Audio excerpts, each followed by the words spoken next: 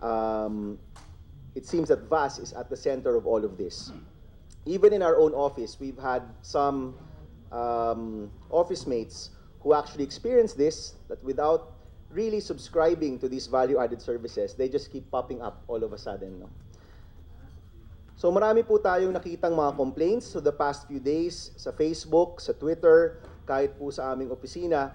At nandito po tayo upang ipagharap-harap yung iba't ibang mga resource speakers natin, ipagharap-harap yung mga tao upang makahanap po ng magandang solusyon sa issue na ito. We've invited friends from DTI, DICT, NTC of course. We've invited our telcos who are here, PLDT and Smart are here with us.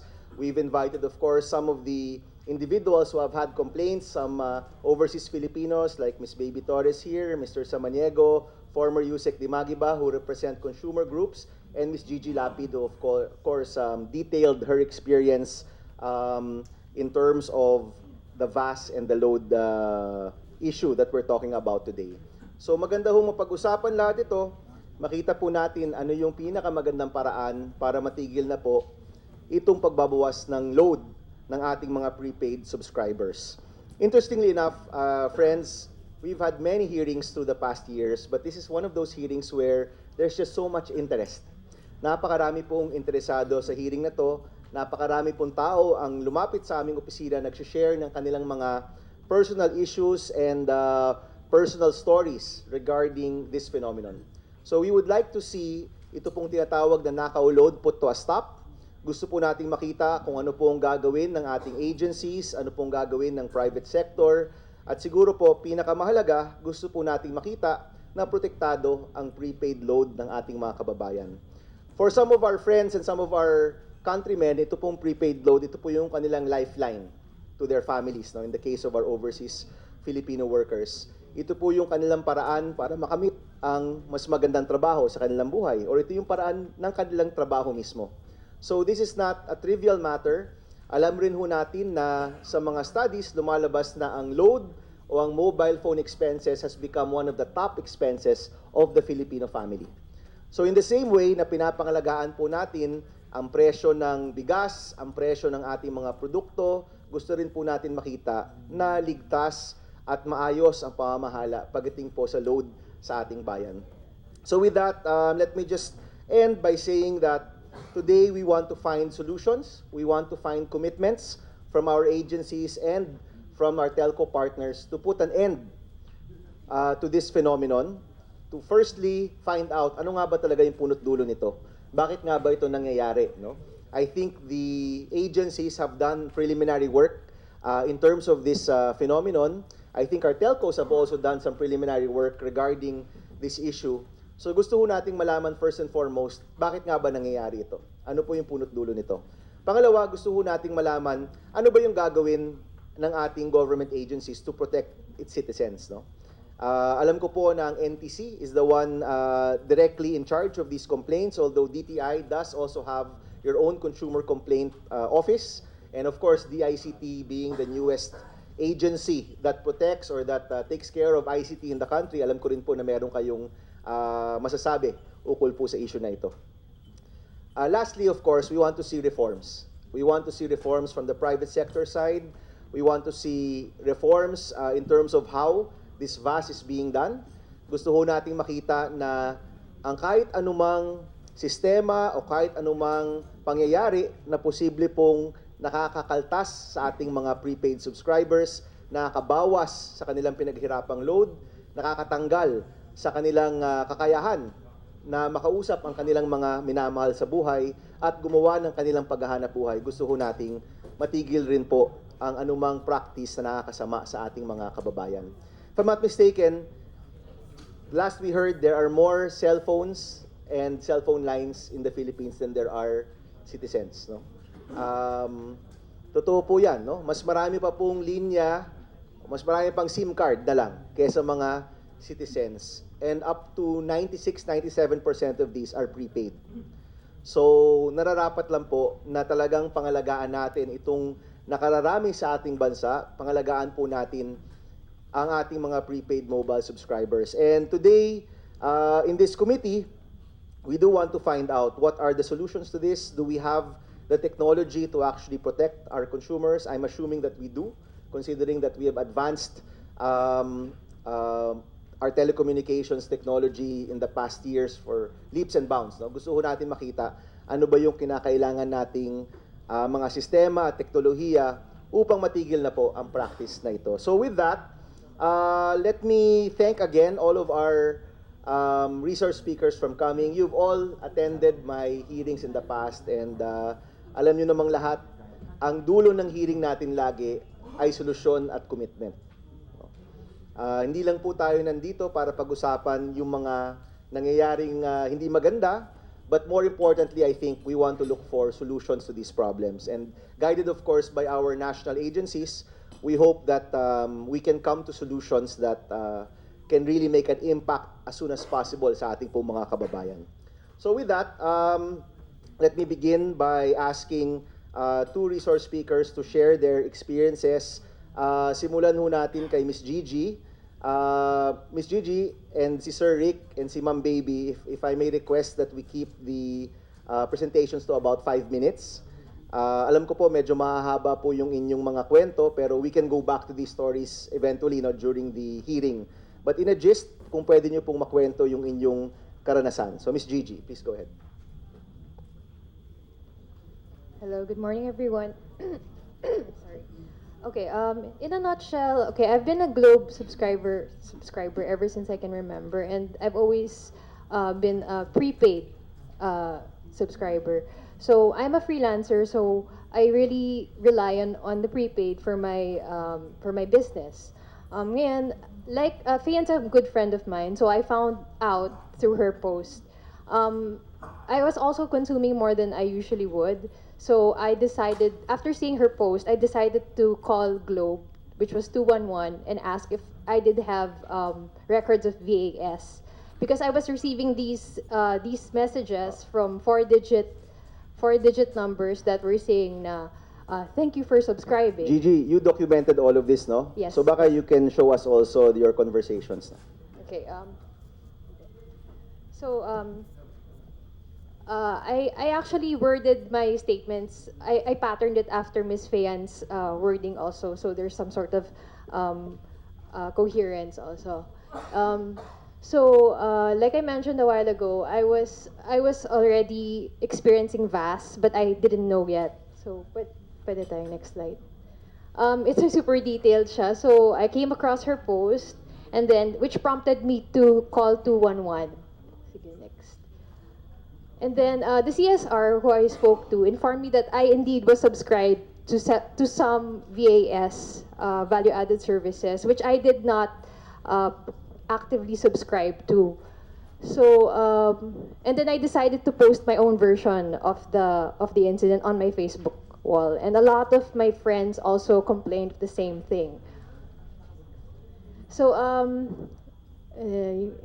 and then one of my Facebook contacts who works for Globe contacted me, and she asked me to relay the information, whatever happened. So I also told her, and then I gave her my number, and then I just want to also show you that Globe is also doing their part. I mean, in terms of the CSRs, they're very active in reaching out. So these are some of the examples of the screenshots that I have of the messages that I received from the VAS. So there's from 2089, basta mga 4-digit ano sila. Tapos they were saying like, thank you for subscribing, tapos kumpirmado ka na sa pagsali sa ganito, ganyan. And I never really subscribed to any of these. So I would usually respond to these texts with the keywords off, or kung ano man yung keyword niya. Pero minsan it doesn't also work. So finally, somebody from Globe's Facebook support messaged me, and then I relayed the incident to him also. Tapos doon, sige pwede. Doon na-prove niya nga na I was subscribed. So these are the ones that were ito yung nakaltas sa akin na load. I asked him if he had records of my past kaltas. According sa Globe, parang nawawala na siya after like a month or so. Basta wala na silang record. So, ayan, parang na-confirm nga niya na ito, may time pa nga siya. So, ayan, 2 a.m. in the morning, 2 a.m., tapos tig 250 siya, ganyan. Tapos yung isa nga, 30 pesos kinain. So, I don't even know what these were. And he also couldn't tell me what they were. Sige. So, yun. Tapos, so he said they would process my request within 3 days. And I received a message from Globe after 3 days na na-process siya. But after that, I received another VAS text. Tapos parang, di bakit? Ba't siya ganon? Tapos, ito na yung bagong VAS message from Momoko. I don't know what this is, but yeah, I still received it. So I sent it to him again. Okay. Pero super helpful naman siya. He was very responsive. And then, recent lang to, I got this message from another 4-digit number. It said that, sorry, you have no active games with friends subscription, which I have no idea what that is. But I kept receiving it like 3 times, and I don't know why. I don't know how these CPs get hold of my number. And yun nga, yung viewpoint ko is, as a subscriber, I want to know exactly how my load is being eaten up. And I think also, as with Fayan, I actually share the same sentiments that yung mga VAS dapat, full consent siya. Alright, let me stop you there first, Gigi, no? Because yung experience po ni Gigi, pangkaraniwan po yan. That's not unique to her. But before that, let me acknowledge Senator Binay for joining us. Magandang umaga, Senator. Exactly the same thing happened to our staff also, no? In fact, nakita ko po siya mismo kasi kahit siya, nilapit niya sa akin yung telepono at tinatanong niya, Sir, anong nangyayari dito sa telepono ko? Buti nga yung sa'yo, nagpo-pop up mga text messages. Usually, what pops up are actually photos, no? Or even complete pictures that pop up. You Daily is actually a common violator of this because di naman kami nag-sign up rin to any value-added service or content provision. And kahit pinapatay mo, kahit nagsisend ka na ayaw mo nang matanggap ito, nakakatanggap ka pa rin, no? And we want to know later on no, kung bakit nangyayari yan. If I'm not mistaken, Depcom Cabarrios, di ba may mga rules sa tayo on spamming? Can I receive these unwanted messages? Is that allowed? Your Honor, it's not allowed under MC 47/2009. So in short, hindi ako pwedeng tumanggap ng mga mensaheng ito kung hindi ako nag-sign up. Yes, Your Honor. Oh, but in the case of Gigi, which is similar to many other cases, no, parang makakatanggap ka talaga ng mga mensahe na hindi ka naman nag-sign up. At kahit mag-no ka, within a short span of time, makakatanggap ka ulit ng mga mensahe. So, that in itself is already a violation. Tama po? Yes, Your Honor. If you send a message to stop the subscription, it has to stop.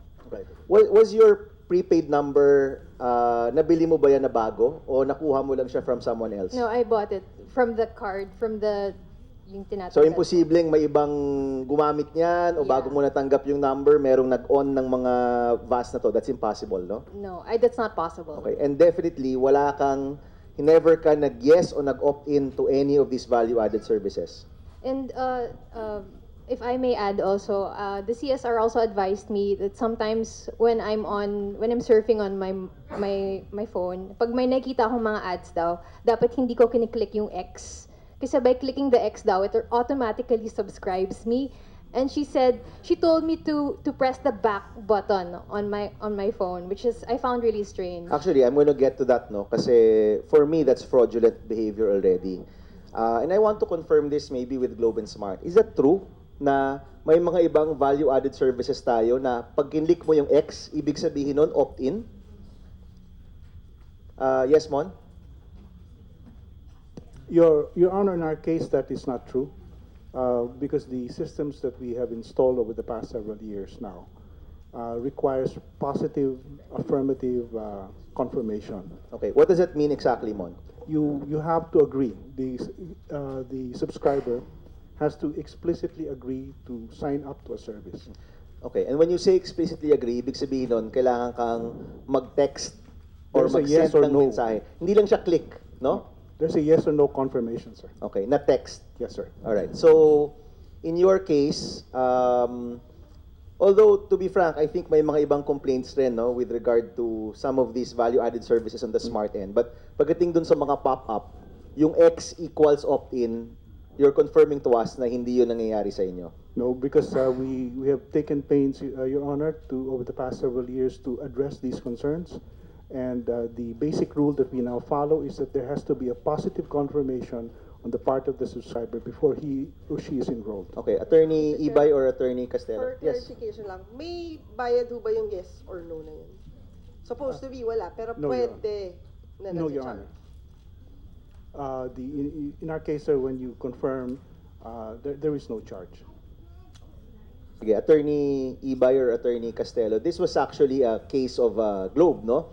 So, nabanggit ho nung inyong Globe CSR, Customer Service Representative, na kapag nag-click ka ng X, opt-in yun. Is that true? Good morning, Your Honor. Good morning. That should not happen.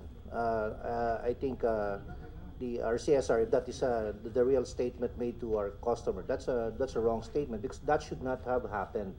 Because there is an opt-in procedure as required by the NTC in which Globe follows. Now, just to be clear, Your Honor, we understand the problem of Ms. Gigi Lapid and Faye, and that reached my desk as well. There's this vast provider of Globe, Got Deals, which we suspended. It's been involved in this erroneous billing of our customers. And I believe that once we got to know about this problem, we have reimbursed our customers of the prepaid load supposed to be lost, and then we recompense them for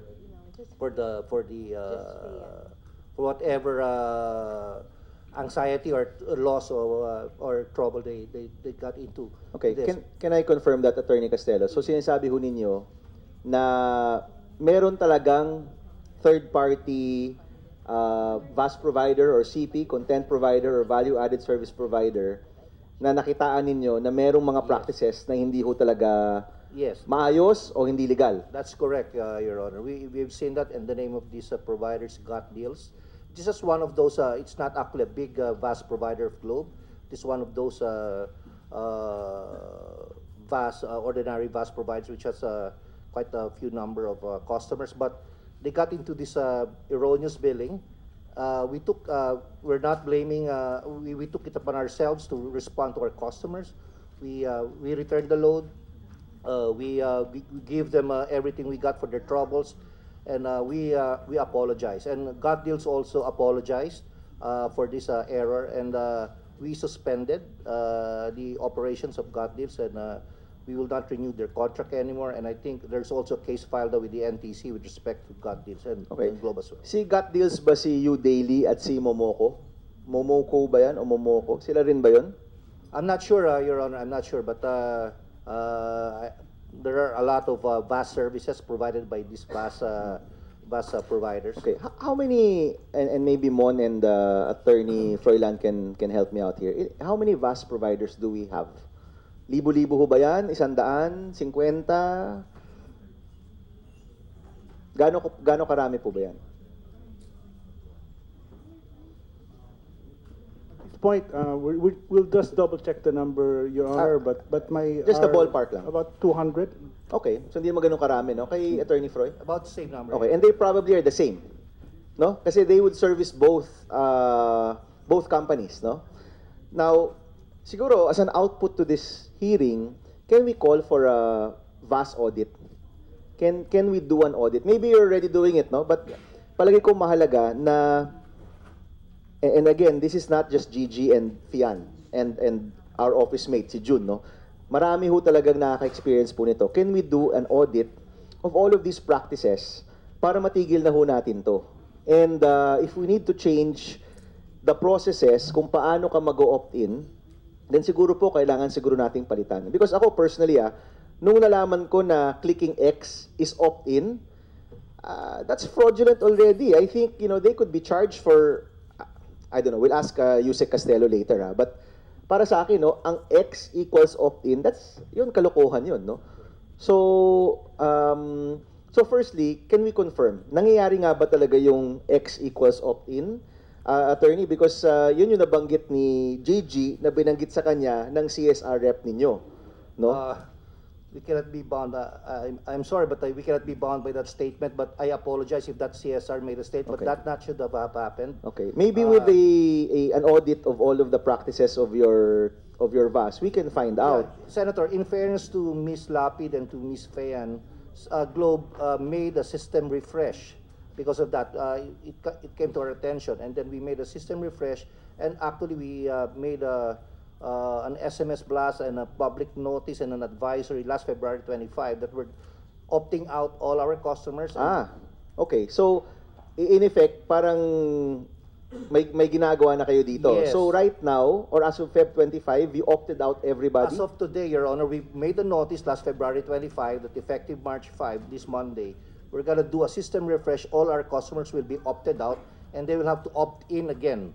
Okay. Because we have enforced a system again to really make a stricter measure of monitoring the VAS providers. Senator Mr. Binay? Chair, for confirmation lang ho ulit. So, yung pag pinindot niyo yung X, opt-in na ho ba siya? Hindi ho dapat ganun ho yun kasi may tatlo pong sistema, may steps po ang NTC na binigay po sa amin. Pag meron po kayo, pag nag-register po kayo sa isang VAS, kunyari po may ganun yung X, meron po kayo makukuhang prompt message sa amin na sinasabi, kayo po ay nagre-register sa ganitong serbisyo. Ito po Pero yung dun ho sa binlacklist nyo, nangyari ho sa kanila na pag pinrest nyo yung X, nagiging opt-in. dapat po may confirmation muna po yon. So, hindi ho totoo yung sinasabi. Dapat po hindi ganun po. Yung nga po yung investigasyon ho namin na nangyari sa gut deals. Pero hindi naman po lahat nangyayari po yon. Ano po? Meron lang ho kasing sabi nga ho namin na erroneous ho yung ginawa ho ng isang VAS provider ho namin out of the 200 or so VAS providers. So we have suspended them. We have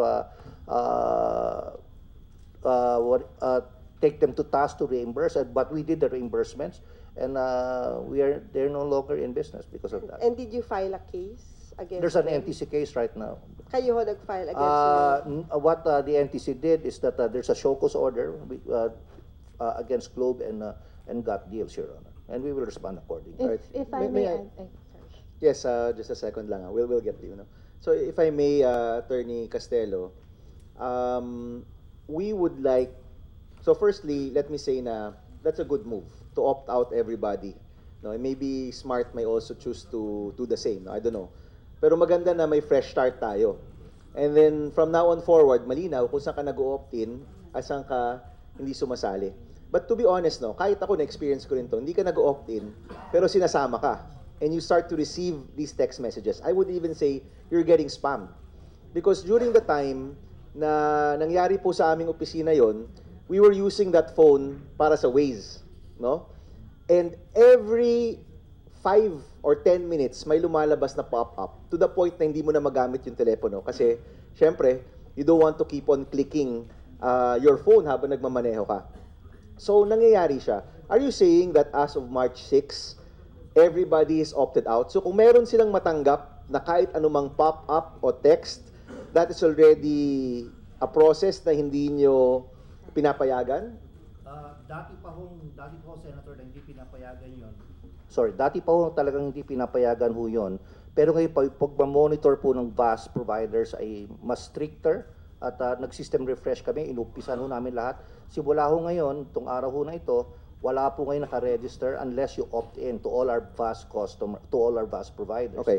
What we can do siguro, attorneys, we can have another hearing at the end of the month para we can really check, no, kung talagang through that next 3 weeks, kung meron pang lumabas na mga pop-up o mga unwanted messages. Do you provide the numbers to these VAS companies? Yes. You do provide the Yes. numbers of subscribers to them. Yes. So, nasa fine print po yan. When we subscribe to Globe or Smart, we are allowing you to provide our numbers to the VAS? Or bawal po ba yon to provide our numbers to the VAS? Hindi ko po maintindihan, pero may official number po ang Globe wherein you can subscribe, wherein No. there's a confirmation na you are about to register. Okay. Ipaprompt ka ho ng Globe na you are trying to register in this service. Okay. My question is, how do they get our numbers to begin with? Open ba yung database ng Globe sa mga value-added service providers ninyo? Because that is part of their, what they call this, their services being as licensed by the NTC, Your Honor. Okay, so they are. So they do get the numbers. They are allowed to send an initial message. No, it is Globe already that is sending for Okay. confirmation that you are registering in this service. Hindi. Sorry, attorney, let me begin again. So, di ba, aalokin ka dapat muna, di ba? Although in the cases that have been shared, hindi ka nga inalok, pinasok ka na lang kaagad, no? But dun sa tamang proseso, dapat aalokin ka to begin with. Correct, no? Yes, Senator. In one way or the other, either you call our hotline and want a ringtone service or whatever that bus service may be. There's also cross-selling either, but again, there's an offer, yes. Okay, so there's an offer. That's DepCon Cabarrios. Yun, legal naman yun, di ba? Yung initial offer. Naalokin ka o hindi yun legal? That is allowed. Yun hong alok must come from other means, no? Except text. Hindi pwedeng text. It can be through voice, through the internet, whatever. Yun ho yung invitation. Okay. Doon lang ho, hindi pwede sa text. Because noong 2009, pinagbawal po yung push messages eh. So you cannot send your invitation or whatever promo it is through text. But through other means, pwede po. Through other means, pwede. So tatawagan ka, pwede yon. Yes, pwede rin sa internet. Baka hong nangyari doon sa internet eh. So marami ho dyan sa internet yata. And after conducting the inquiry ho dito sa complaint, we are now, of course, the show cause order was sent already, and we are now preparing draft rules, no? Para ho maging stricter yung opting in. Kasi medyo yung aming objective noong 2009, na-achieve naman yun for the first 2, 3, or 4 years. Pero ngayon mukhang Nakahanap ng ibang paraan. ng ibang paraan. So we are working on it, and we will be issuing rules on stricter ho yung opting in. Okay. So, in short, ang sinasabi ho nyo, DepCon Cabarrios, maglalabas kayo ng mas striktong regulasyon pagdating sa opting in. I think what's happening now, and I don't know if you can confirm this, is posible na pag nag-surf ka sa internet, may mga ads na hindi eksaktong tinutukoy kung ano talaga itong value-added service na to. Pero pag kinlik mo, ang ibig sabihin na pala nun ay nakapasok ka. No? It's like a workaround. But if you're not clear about what you're opting into, pag hindi naman malinaw kung ano yun, hindi rin malinaw kung ano yung mababawas sa'yo, then I think those ads are fraudulent. No? Merong panglilin lang na nangyayari. So, maybe as a first step to this hearing, and I commend Globe for doing a system-wide opt-out.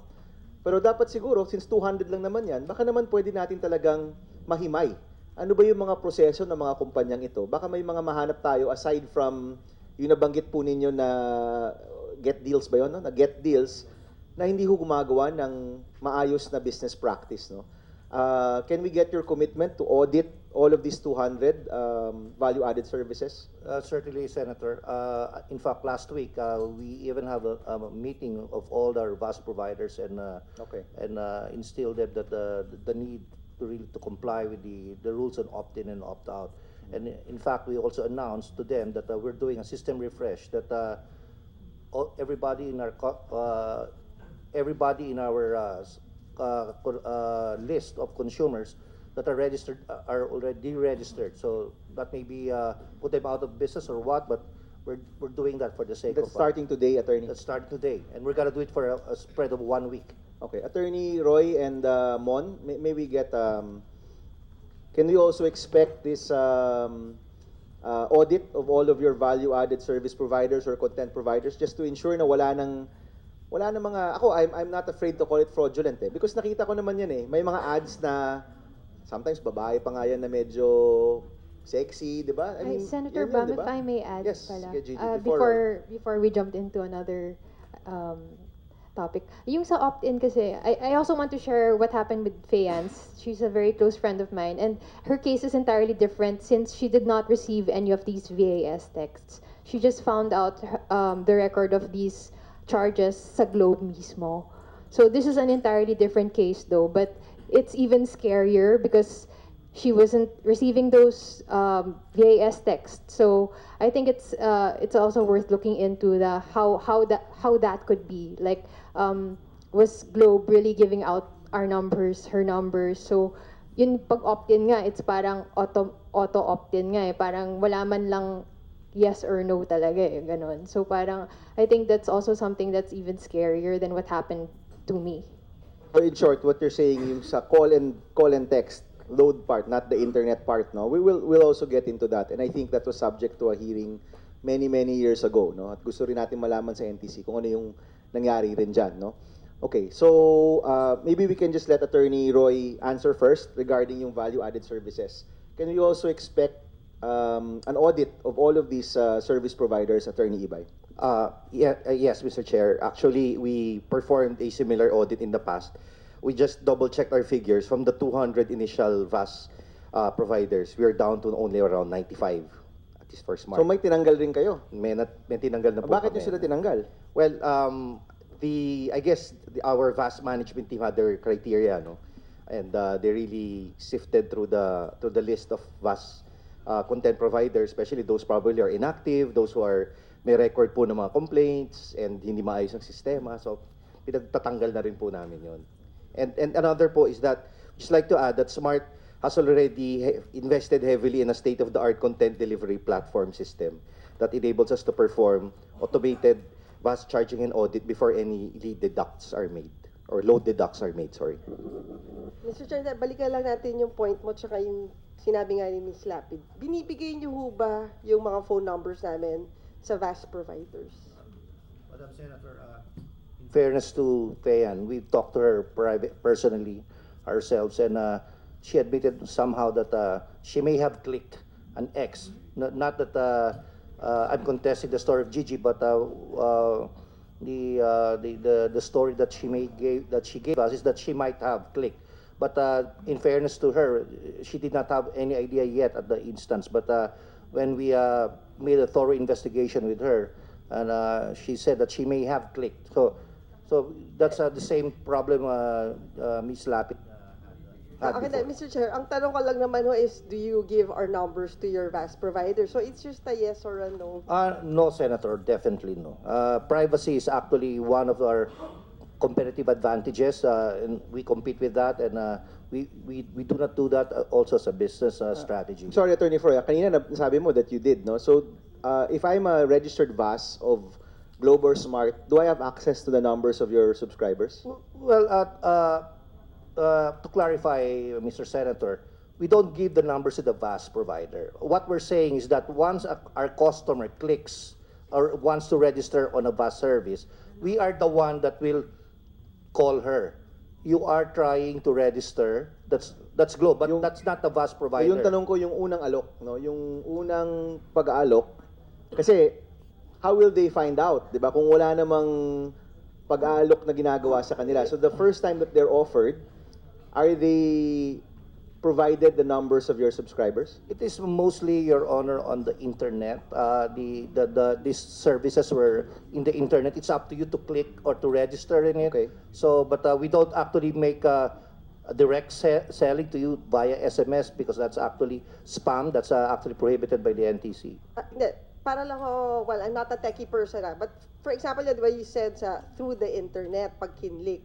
Pero una-una ho, paano nila malalaman na you're using your internet kung wala silang, I don't know, access, or is there a technology na nagagrab nila yung phone number mo, or na-access nila na parang online ka pala? Kasi di ba ho, parang they should know first na pwede nilang isend dun sa number na yun bago sila mag-offer. Hindi po. Senator, yung mga VAS providers po namin, they make their own marketing of their services through the internet. Kunyari po yung ringtone, paano po kayo nagkakaroon ng ringtone, sila po yun, nagmamarket po sila sa internet. So they pool their own database? Ganun ho ba yun? Well, they offer, and then when you register, then they're gonna get your number because the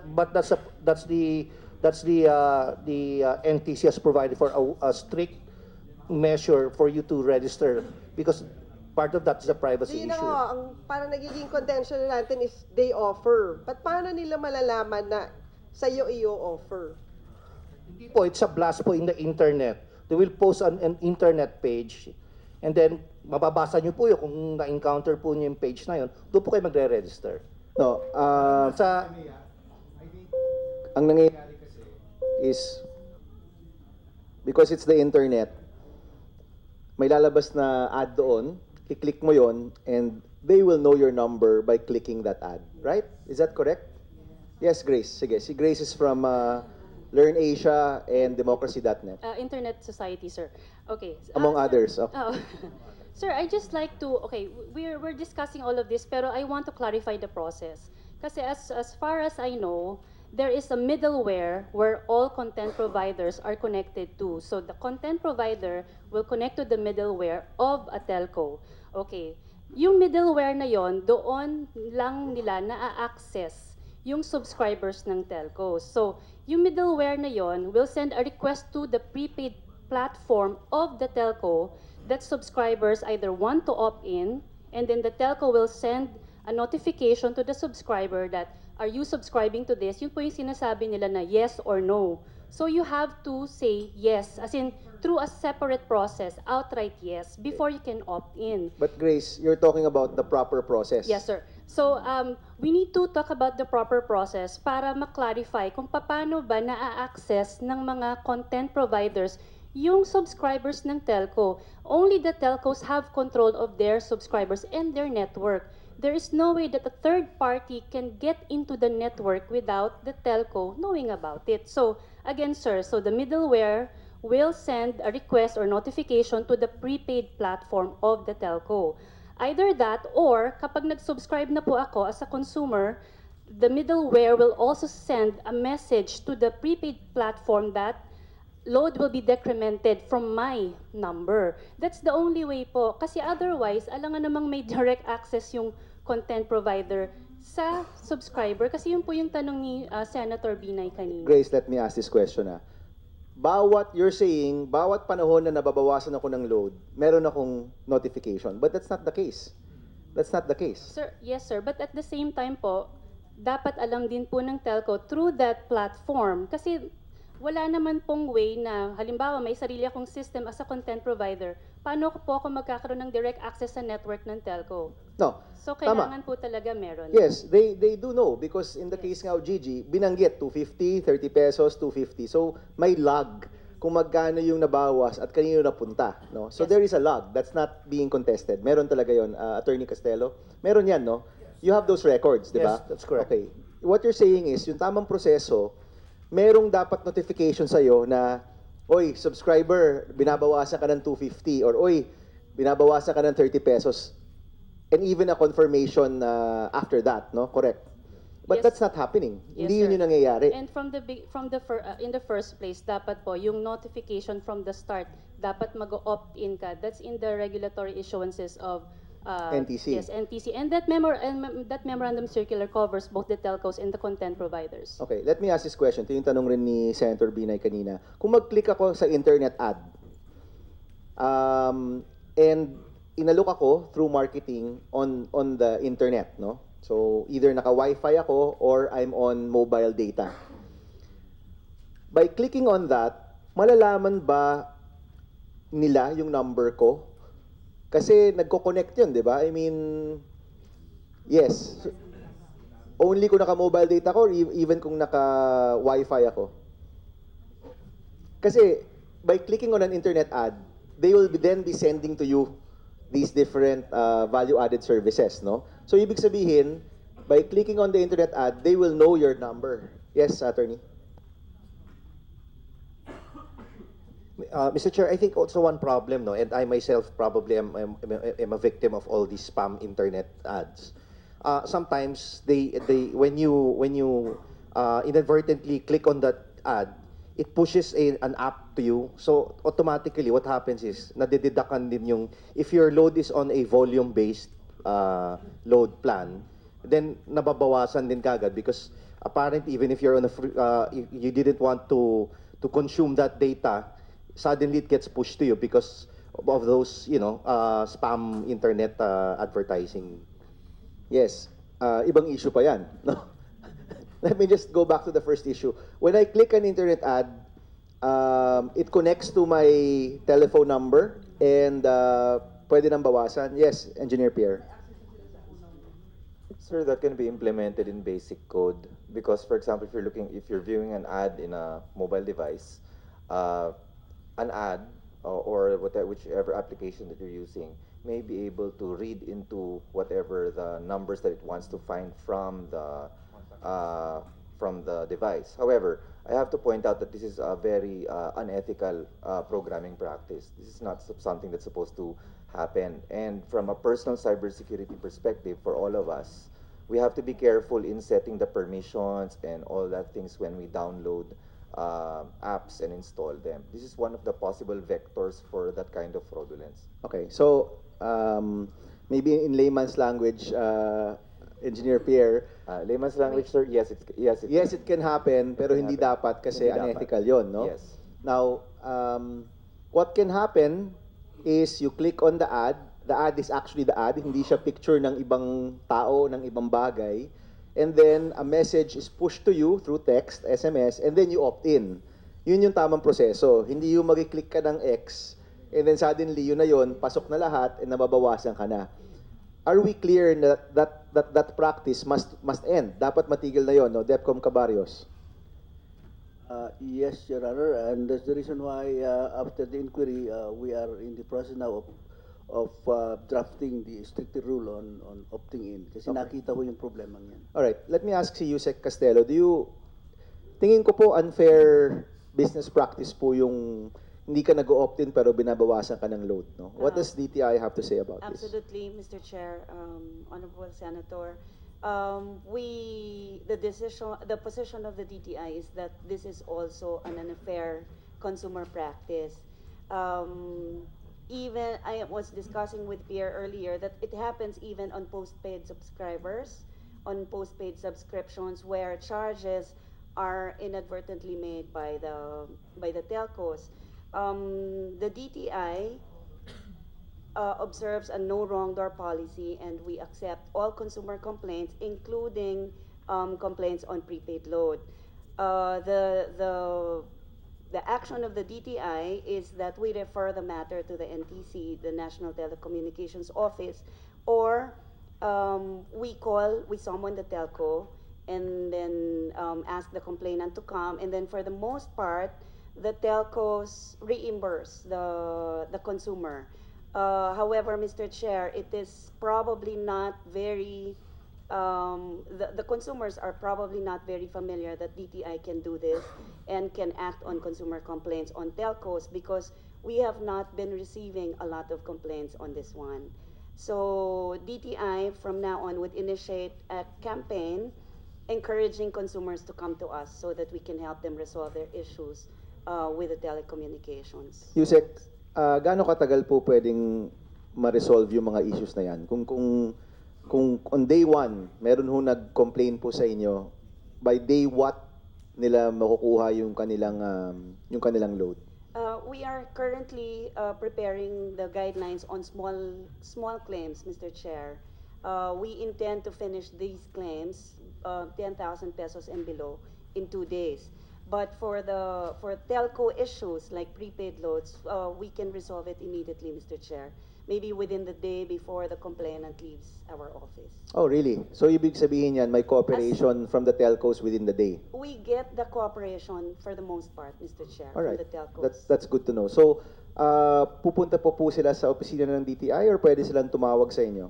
Pwede naman pong tumawag, but currently we have a very long telephone number, but we can give it to the Humingi tayo ng consumers and 4-digit number sa mga telco. Could you, because we're being televised now, tsaka naka-livestream tayo sa Facebook. Anong number po yan? They can call our DTI hotline at 751-3330 or at 0917-834-3330. Alright, hindi naman mahirap intindihin. But I guess from our telco partners here, no, Attorney Castelo, Attorney Ibay, kung may nag-complain, and maybe after your audit, makikita na ninyo kung sinong value-added service provider na talagang pasaway, then you can really act quickly, no? And provide that load back to our consumers. Kasi at this point, I'm sure nag-i-investigate na rin kayo kung sino yung mga gumagawa ng unethical practice, no? So, do we have your commitment that you can act quickly dito sa, kung dumaan po sa DTI? Yes, we do, Mr. Senator. In fact, whenever we receive a complaint like that, we just reimburse the customer immediately and then we investigate after. Because nakikita nyo naman di ba? Kung kanino napunta to. And by now, you've already probably have a blacklist of these value-added service providers who are doing unethical things, no? That's correct, Mr. Okay, is that the same with Smart, Attorney Ibay? Same, Mr. Chair. In fact, just like to add that we have a two-step challenge really before a subscriber can opt in. So, really, we make it really, we challenge the subscriber actually. So, in order to veer away from, unscrupulous Fraudulent claims, no? fraudulent claims. But Attorney Castelo, in your case, marami na ho ba? Do you have a log of how many complaints you've received from this value-add, from the CPs? Not in recent years. It is just a very recent Phenomenon, no? Yes. There's just one instance of a VAS provider, Your Honor. Gladly, as we speak right now, because we're still conducting, but I guess it's just a gut deals issue that really prompted it. But as for our customers, thank you for calling this attention to us, and that's why we did a system refresh, that we implemented stricter measures, and in fact as I said, last February 25 we issued a press release and a notice to the public that we are coming up with this measure. Sa inyong, just a follow-up lang, Senator Binay, yung inyong pag-aaral po, kailan nagsimula itong kanilang unscrupulous practice na ito? I'm sure you've done your investigation already. Has it been months, years, weeks? I think it started in January, Your Honor, about late weeks of January. Of 2018 or 2017? This year, yes, sir. 2018. Yes, Senator. Gusto ko lang itanong, Mr. Chair, kasi nabanggit nyo kanina, nag-reimburse na kayo. How much have you reimbursed? Total, I have no idea, Your Honor, but there are several, but loads are, very minimal amounts, so we reimburse about 500, 1,000 to these affected customers. And siguro, since nabanggit nyo nga, Mr. Chair, na pinapanood tayo ngayon, paano ho ba yung proseso? Do they call your call center, or pwede ba pupunta lang sila dun sa mga Globe outlets nyo at magsusumbong, and then right there and then nare-reimburse ba yun? We have a hotline, Madam Senator, and we have Twitter, we have Facebook, and we respond immediately. There are people who are watching Facebook and Twitter and all the social media, and of course we have the stores. All of these channels will be accessible to our customers, Your Honor. Excuse, if I may add about Yes. on the note of reimbursement. When I talked to the CSR, kasi I was asking if matrace niya yung mga VAS charges from way back, because I'm pretty sure it amounted to more than just 30 pesos. So when I asked the CSR, sabi niya hanggang 1 month lang yung record. So itong na-reimburse ko lang was this what 50 something pesos lang, less than 50 pa nga yata. So kung ano yung na-record niya dun sa log niya, yun lang ang na-reimburse sa akin. So parang I didn't push for having my other VAS charges reimbursed kasi wala na daw siyang record. So, di ba?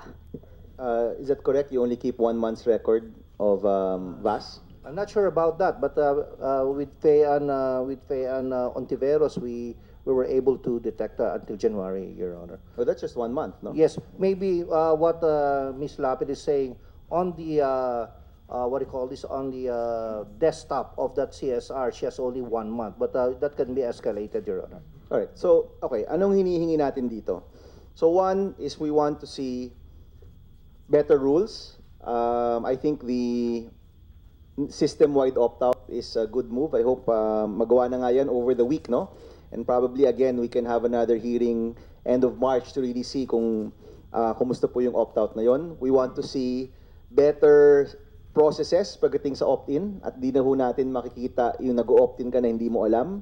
Even the internet ads, I think, need to be regulated. And that's something that you can do because there are only 200 of them. No? So, kaya nyong ma-check talaga yung mga proseso nila. At kung meron mang pasaway, tanggalin nyo na. Ako nga, if DTI wants to file a case against them, I think there's a reason to file a case because it's fraudulent. No? Now, ito yung mga tanong. How can people get back their... If indeed we admit that there have been these service providers na gumagawa ho ng hindi maganda, how can subscribers get back that load? So first, sabi ho ni Yuse Castelo, pwede silang pumunta sa DTI. She gave the number earlier. Pwede naman lang po yun itawag doon, hindi naman ho kailangan pumunta. O kailangan pong pumunta. On the mic, please. Pwede naman pong phone call. Okay, so they can call. They can also call, tweet, or send a message to your platforms. Is that correct, Attorney Ibay? Mr. Chair, we'd just like to inform everybody that we're quite proactive. No? Smart has been proactive in addressing this billing disputes, load disputes. In fact, we have staff who actually actively go to the DTI and the NTC every day to monitor what types of, if there are any complaints, so that we can readily act upon them. And we even have a video phone situated in the complaints center of the NTC where any subscriber who has a billing dispute or complaint can actually go face-to-face, at least on a video phone, to escalate whatever complaints they have. Kung meron pong may complaint, I would suggest that we have a special line for these complaints. So they don't have to pass through the usual 211 and 888, no? Kasi yung 888 tsaka 211, lahat ng concerns yan, di ba? Baka kung maganda, meron kang separate line talaga for this. And meron lang po nagtatanong from Facebook, si Mr. Felix Paz, no? Sabi niya, bakit po kailangan ng maintaining balance to call the customer service hotline and give a complaint? I guess yung concern niya dito is, natanggalan na nga siya ng load, naubos na yung load niya, hindi siya makatawag, di ba? Is it a 650 maintaining balance? 6 pesos 50 centavos? We don't require maintaining balance. All right. So for Smart, does Globe require? Same thing, that's a free. That's a hotline. Not even a maintaining balance?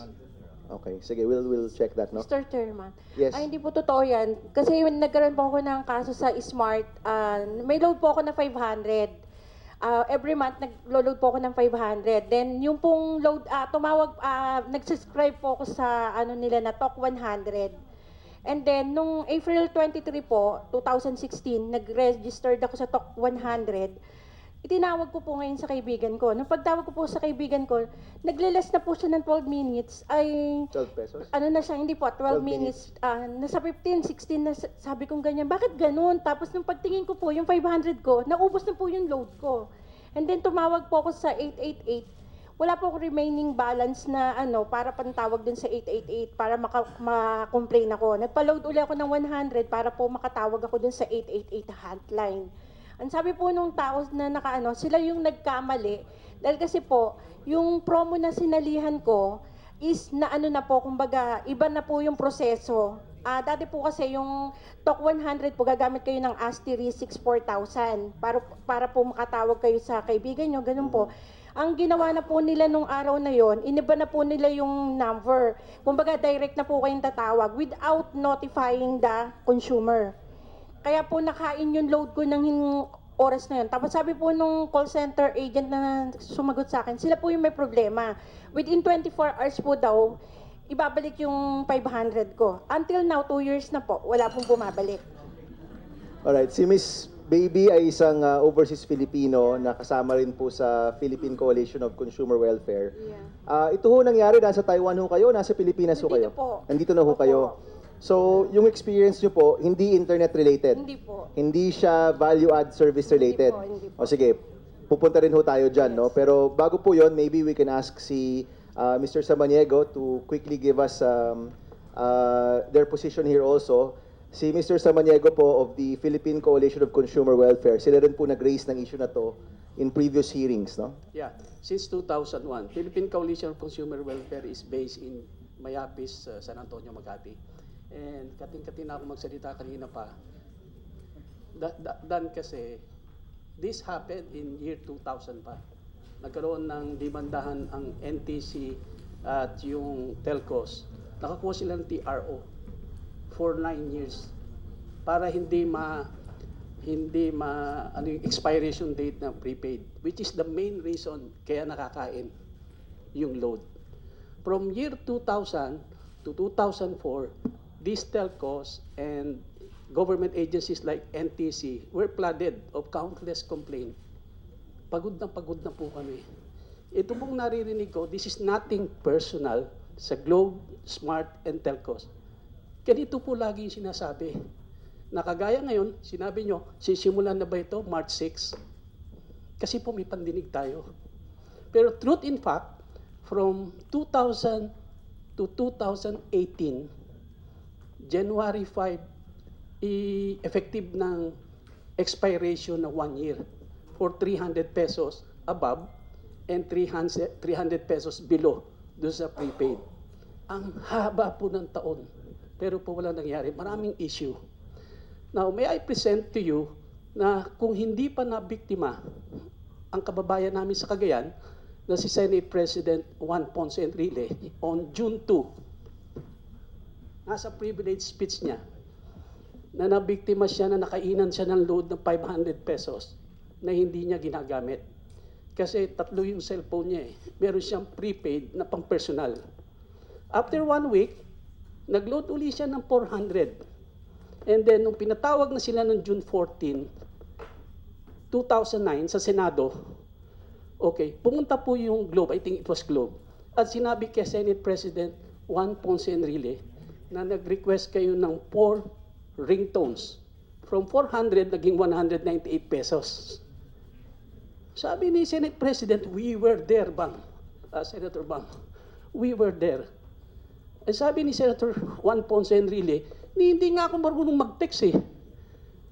That's only a buffer. So, you can see that was June 2. Next slide, please. Privilege speech. Yeah. Still part of the privilege speech of Senate President Enrile. Gusto niyang malaman ng katotohanan with regards to what's happening with the vanishing, disappearing, now nakaw na load. Next slide, please. First hearing was conducted on June 26, 2009. Boss, 2018 na tayo. So makita nyo na dyan sa presentation na yan, talagang iniipit ang DTI at NTC para ma-resolve na to kasi sa totoo lang, laging ganyan ang explanation nila eh. And what happened is that ito nga, may commercial pa nung ginugel ko eh, sila eh. Para makapag-load tayo. Next slide, please. Meron ho, NTC Memorandum Circular na nagsasabing, ginawa naman ng NTC yung trabaho nila na inabisuan ng telcos para sundin yung kailangan may expiration ng load ng prepaid. Ang telcos nakakuha po in year 2000 ng TRO sa korte. Isa pa hong problema yon, Senator Bang. Next slide, please. Ito na po. In June 15 to July 14, sandali lang po natapos ang hearing. And indeed, sabi nila breakthrough yan. Pero Senator Bang, ano ba nangyari doon? Just to create the technical working group. Ano gagawin ng technical working group? NTC, telcos, wala akong consumer. Kahit nandun tayo. Okay. Ano po yung nangyari doon? Nag-commit po si Attorney Rodolfo Salalima, Head of Globe Legal, na hahabaan nila expiration date. Second, they will end up this message advisory na sinasabi ko kanina gagawin nila. Boy, 1 dekada na 10 taon nito. Yan o. And, well, Attorney Rodolfo Salilima became the Secretary of DITC. Nagkasama ko kami, naiimbita tayo noon, pero unfortunately, he was abruptly replaced by OIC Yusek, si Ernie Del Rio. Pero ito yun. Ito yung nangyari. So, ang sinasabi ko, since 2009 to 2018, Yun dun lang ho sa expiration para maayos yung expiration ng prepaid. Pero ngayon po, effective January 5, 2018, yun pa lang po i-implement. Pero sandali, yung 300 pesos na below, after 6 months pa, humingi po ng extension ng telcos na kung pwede implement this year sa July 5, 2018. So, paulit-ulit to, Senator, Chairman. Paulit-ulit to. Maraming salamat, Yun lang Sir Rick, no? So, ang sinasabi ho ninyo, yung issue ng value-added service, that's a separate issue altogether. Yung initial issue talaga natin ay nasa regular calling and texting, which as we saw, 2009 pa, 9 years ago, no? But ang natukoy po ng grupo ninyo is yung nawawala is actually nag-expire na hindi alam ng mga tao. Is that correct? Yes, that's one. And then second, kahit po yung mga advisory nila na unsolicited, nagbabawas po sa load. Yes. Actually, yung system-wide opt-out, I think, should solve yung opting-in issue, no? Para malinaw sa mga tao. One, okay yun. Two, ang kailangan rin natin ay malinaw sa mga subscribers kung saan nagagamit yung kanilang load. Is there currently a system for a prepaid subscriber to check ito yung... Kasi sa banking, di ba, pag nag-online banking ka, pwede mo i-click lahat ng records mo nandun, di ba?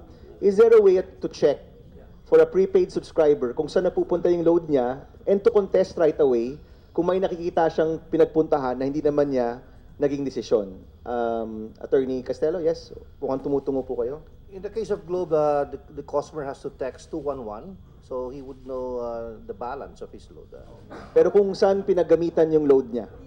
History, kumbaga parang balance history. In that case, he has to call our hotline, so we could check on his records and Mr. also Chair, his- if I may But I think dito rin tatanungin ni Gigi. Pero 1 month lang yon yung history na yon, or pwede ba niyang makita talaga yung history ng kanyang phone number? If they would request for several months, I think we can do the back end, but it has to not just be the CSR on the phone, but it has to be investigated and will take some Okay. days to do. Because sa credit card, pwede ka magtanong. You can actually ask, ito yung balance ko, saan ginamit yan, and they will be able to trace kahit ilang mga buwan kung ano yung mga pinagamitan natin, papasok at palabas, no, kung bangko yan.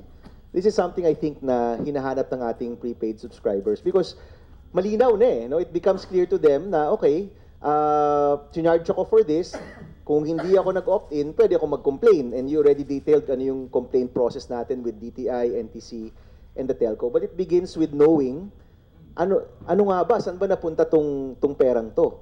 No, for Smart, is it available? Can a prepaid subscriber find out kung saan napunta yung pera niya? If I may add pala, Mr. Chair, share ko lang kasi na-discover ko lang din to. Hindi siya sinuggest sa akin ng CSR ng Globe, pero I found out that there's this thing called G-Services that's supposedly supposed to track your load, tsaka sabihin kung anong promo ka naka-enroll, pero hindi siya nag-update. So, yung mga promos na ini-enrollan ko, hindi siya lumalabas dun sa, it actually, the interface looks like this. So, sorry, 100 na lang load ko. Pero, ano na lang, it's supposed to show you your remaining balance and then your Globe rewards, and also it's supposed to show you the promos that you opted in. Pero hindi siya nag-update ng maayos. Okay. So if you see this on Google Play, the ratings are very low. So it's not really as effective as people would like it to be. Okay. So, sorry, si Attorney Ibay or Mon will answer for Smart?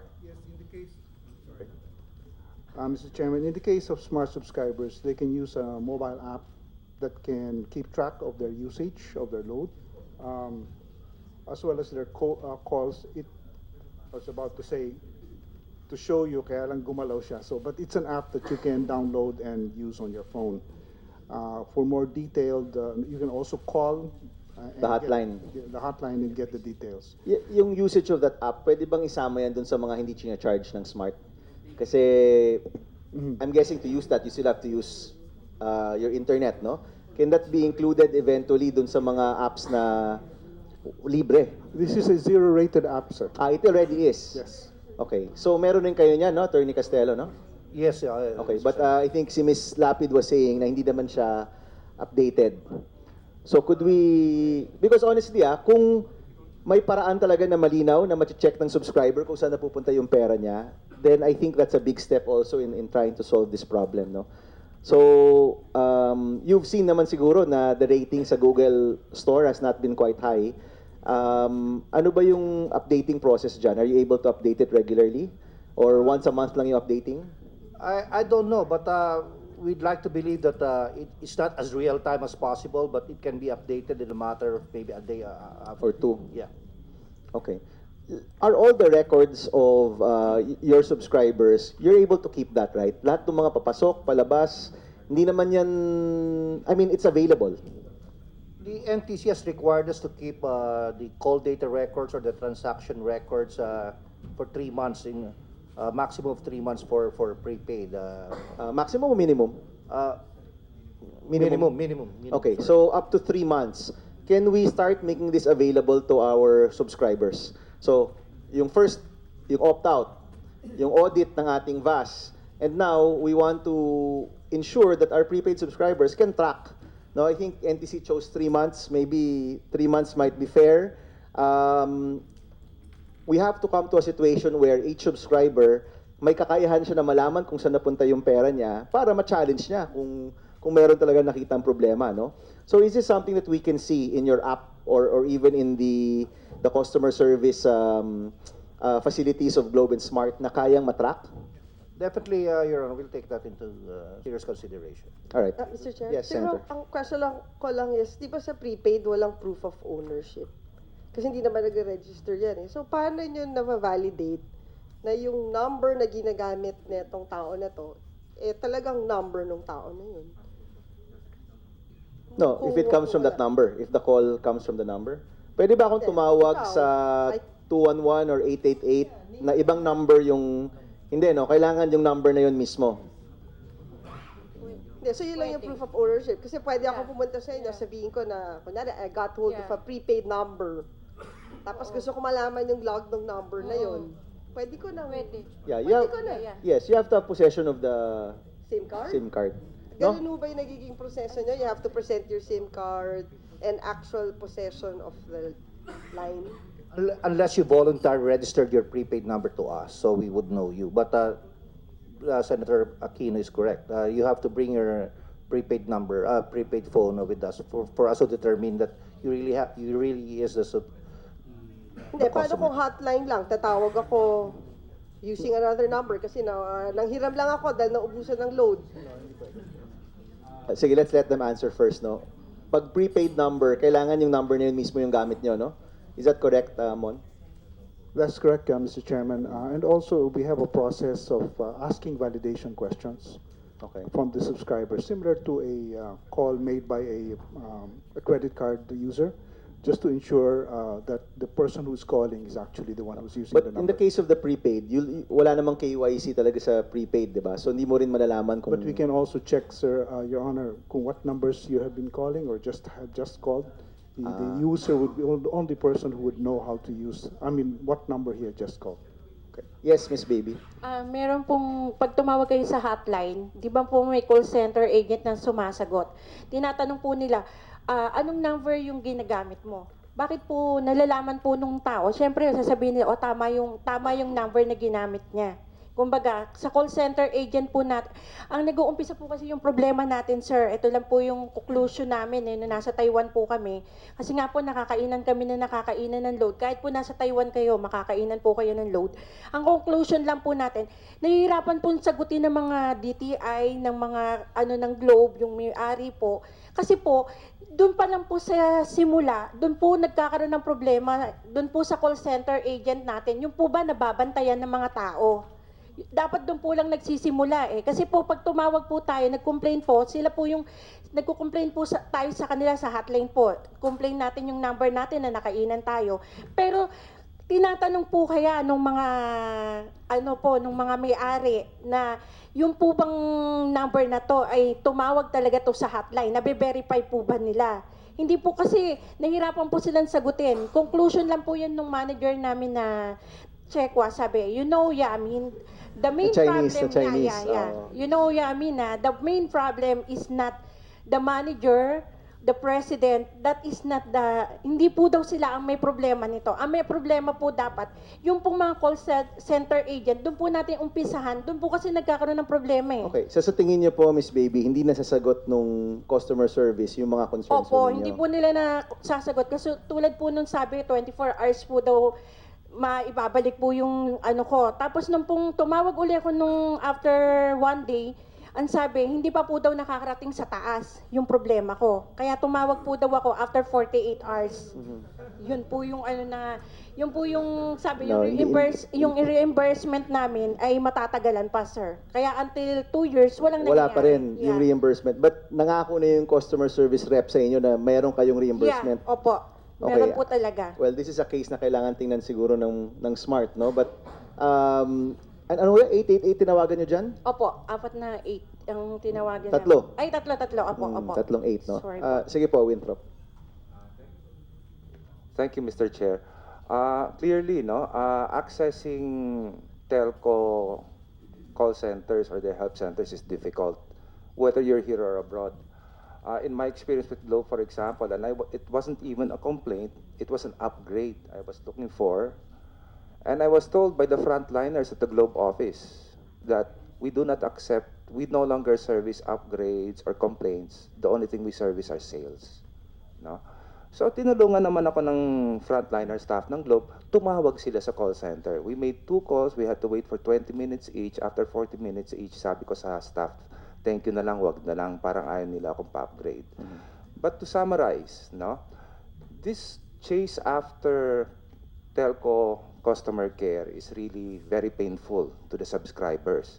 And if in return, all you get is 1 month, 30 pesos, 40 pesos, it may not seem worth it to go to either the telco, DTI, or NTC. I checked with Detcom Cabarrios. It will take more than 1 hearing to recover whatever it is you want to recover. And if it's only 250 or 10 pesos, it simply isn't worth Hindi mo going to nagagawin NTC. yan, no? Hindi mo nagagawin. Now, we have already addressed, for example, we tend to be focused on opt-in, and the Globe is now doing their system reboot, which is effectively a clean slate. So everybody has to opt in again. But I think we're too focused on opt-in, Mr. Chairman. You did mention earlier, you asked a question, how does a customer or subscriber know na nabawasan siya ng pera? No? And I think here we can find actually the solution. All we need is an SMS notification each time the Mabawasan customer's ka. load wallet is deducted from. It will have date, time, amount, and content provider, 4-digit code, and name. Ganun kasimple lang yon, plus an opt-out option. And then everybody will know Sige, immediately. that is a good suggestion, Winthrop. Let me ask, meron ba tayong ganun? After every time na babawasan yung wallet ko, meron dapat notification sa akin. Let me put it the other way around, Mr. Chairman. You will only be deducted if you confirm. Yes, but the problem kasi, Mon, is that yung mga kababayan natin, nagugulat sila kapag bumabawas yung kanilang load, no? With respect to value-added services, you will get a notification every time that you are deducted. Okay, with regard to value-added service, hindi ba pag nagpasok ka ng load, meron ka rin namang notification? You have now, ganyan, 100 pesos. Yes, sir. And you have available ganyan. Can't we do that? I don't think that's really much cost naman for the telco anyway, no? Can we do that notification every time may papasok at every time may lalabas? Para lang clear, because pag tinago mo yung record na yon, di ba, alam mo yung balanse mo, hindi mo sasabihin na biglang nawala. Kasi klarong-klaro na merong nababawas. Tapos pag may bumawas na ayaw mo, pwede ka mag-complain ka agad. Is that a practice that we can institute? Siguro, Hindi naman ganun kahirap, hindi naman ganun kahirap Mr. yun. No? Chair, abroad nagagawa na yan eh. After every call and after every text. So sabihin na you have, para after that call, you have remaining minutes or you have remaining text. Kumbaga, I think that technology is and, available. you know, it might be a simple solution and it will solve all of our problems. Kasi then, yung consumer, responsibilidad na niya na i-check kung ano yung mga nababawas, responsibilidad din yun na sabihin kung ano yung napupuntahan, then nagbabangga, no? And then if you just keep that thread, parang meron ka ng accounting nito. Di ba? I don't also think it's much cost. No? At saka And I yung don't Mr. want Chair, to... pag may ganung service, pag hindi nag-respond yung consumer, ibig sabihin nun, wala siyang reklamo dun sa usage na yon. Kasi hindi naman siya nag-reply na to say na hindi ko ginamit yung minutes na yan. Baka wag na nating... Of course, we can ask NTC to come out with a circular on this. No? That's possible also. Pero pwede naman gawing best practice na lang yan. No? I mean, I think it's a simple solution to this problem. Yung mga problema natin from 10 years ago, sabi nga ni Mr. Sapaniego, baka ma-resolve no? With this simple system change. Mr. Chairman, that's why I said earlier that the positive confirmation is really the key. So that, for example, as I said earlier, with respect to VAS, when your load is going to be deducted, you are sent a notification. So you know what's happening to your load. When you sign up you buy a load, you also get a notification. If, for example, you signed up to a data plan and you're already running out of your load for data planning, you also get a notification. So it's really a question of installing notifications at each critical point of the customer experience. In short, every time may papasok, every time may lalabas, alam dapat ng subscriber. Well, the key, Mr. Chairman, is really transparency with the subscriber, because it's better to be on the preventive side rather than hahabulin mo yung situation. So as much as possible, that's the direction that we've taken. So are you saying ginagawa nyo na yan? Yes, Your Honor. All right. Attorney Castelo, can we, I don't think is this too much of a, is this too much of a cost? I don't think it's too much of a cost for the telco. It will also save us, I think, a lot of problems in the future kung bawat hakbang, alam ng mga tao kung saan napupunta yung pera nila. We'll take that into serious consideration, Your Honor. But just the same, we have also ways of notifying our customers of their current prepaid load. If they enroll in a promo, we would say that it has cost you this and that, and you have this remaining balance. But just the same, Your Honor, we're taking that into consideration. Take it into consideration. Maybe in our next hearing, we can hope for some positive. I'm sure you can't decide right now, no? But maganda ho yan. Yung nangyayari kasi, ang complaint ng mga tao, nawawala yung kanilang load. Now, obviously, may rason po yan. There's a reason somewhere kung bakit. Either nag-expire ito, or nag-opt-in ka na, hindi ka naman talaga nag-opt-in. But what's key, I think, is alam ng mga tao kung ano yung nangyayari sa kanilang kaperahan. No? So, there is no, walang gulatan. In short, na suddenly naubos na yung load. Maybe si Senator Enrile, dun sa una palang ringback na 100 pesos, nasabihan siya kaagad, di ba? He would have probably called right away and complained right away. Instead, umabot sa 4 yon o 3 bago niya nakita na umabot sa 100 yung kanyang load, no. Now, let me go to another topic very quickly. On the issue of expiration, no. This has also come up in a number of Facebook posts. Ano na ho ba yung rule natin pagdating sa expiration po ng load? Depcom Cabarrios. Your Honor, the Commission and DTI and DICT have promulgated JMC, Joint Memorandum Circular, extending the validity of prepaid loads to 1 year. So effective January 5 po yan. And the telcos has requested for a period of 6 months to prepare the networks to implement the JMC. So by July 5, all loads po should expire in 1 year. Is that all load purchased after July 5 or all current load expiration will be extended to 1 year? All loads po yan, and ang kwan ho dyan is the 1 year reckoning period is the latest top up. So every time you top up, mag-add po yun, and the 1 year validity is from the latest top up. Okay, so kunyari meron akong 50 na mag-expire sa, for example, it's March, meron akong load na mag-expire sa June. After July, kung mag-top up ako, yung 50 pesos na yan, if it's still available, becomes 1 year also. Yes, Your Honor. Alright, so kumbaga, hindi siya sa panahon na binili mo, kung hindi yung latest na nabili mo, Pati yung pinakaluma na nabili mo, nag-i-extend ng 1 taon. Yes, Your Honor. That's how it is, yes. Is that correct? And that's by July of this year. Okay. That includes all kinds of load, pati internet? Or just call and SMS? All kinds of loads, so except po yung mga promo. Yung mga promo, hindi po kasama dyan. Okay. Before I go there, kasama dyan pati yung satellite, pati yung internet, pati yung yung mga only call at text, hindi kasama yan. Because that's a promo. All promos hindi ko kasama. How do you, there's so many promos these days, hindi mo na ma-distinguish kung ano yung basic tsaka kung ano yung promo, no? To be very honest. How do you distinguish what is the basic service and what is the promo? The promo is, say you load 100, is good for, if you subscribe to this promo, yung load mo is for only, say, 3 days, etc. So hindi ko kasama yon. These are only for regular loads, yung 1-year validity. Okay, so yung cell card, yung Cell card or yung electronic load. or Pasaload. Yeah. Pasaload, hindi ko kasama Pasaload. Pasaload is also a promo. Yes, kasi Pasaload is a VAS. kasi Okay. yung purchase load ho ito, yung 1 year is So only this is for the cell purchase card, load. in short, the scratch card Or electronic load. Basta or Hindi ko electronic kasama load, ang Pasaload. pero hindi kasama ang Pasaload. Hindi ko Okay, kasama so ang Pasaload. yung nabibili ko sa sari-sari store, in short, no? Whether card to or maglo-load si Ale sa akin, yun yung tinatawag nating prepaid load. yes. Yun. Okay, and starting in July, the expiration will be 1 year. All load ito. Yes. Yun. Kung ginamit mo yung load for internet, pwede rin.